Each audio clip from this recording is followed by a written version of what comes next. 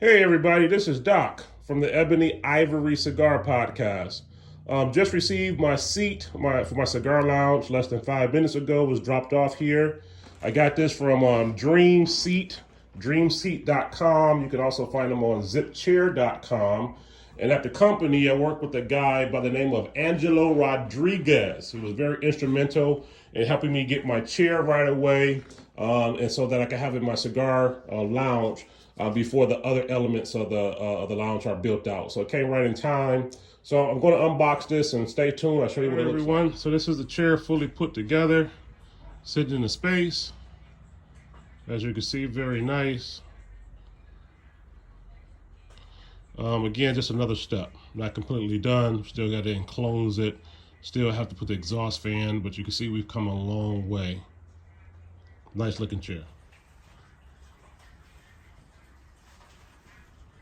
This is the chair fully reclined. Again, it's a wall hugger, so it stays in place and doesn't get onto the screen itself. But as you can see, we have plenty of feet room to watch television and fireplace and so forth.